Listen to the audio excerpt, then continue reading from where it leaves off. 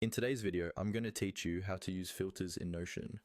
Filters are one of the most powerful ways to quickly find exactly what you need inside a database or a long list.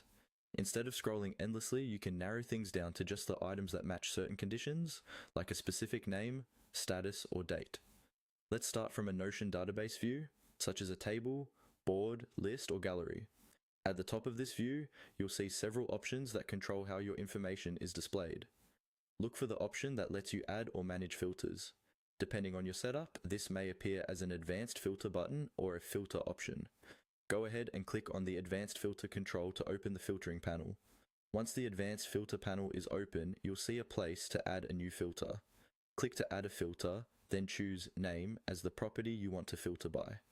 The name property is usually the main title of each item in your database, so this is a great way to focus on specific entries.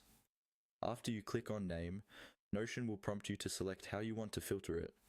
This might include options like contains, does not contain, is or is not, depending on the type of property. Choose the condition that best matches what you're trying to find. For example, if you want to see only items that include a certain word in the title, you could select contains. Next, follow the on-screen prompts to complete the filter. Notion will usually ask you to type in the text or value you want to match. As you enter this information, you'll see your database update in real time, showing only the items that meet your filter conditions.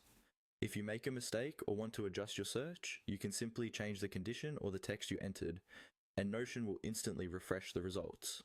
You can repeat this process to refine your view even further, adding additional filters if needed. When you're done, your database will display a much more focused set of entries, helping you work faster and stay organized.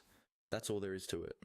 Click on the advanced filter, choose Name, select your filter condition, and follow the prompts on screen. With just a few clicks, filters in Notion can turn a cluttered database into a clean, targeted view of exactly what you need.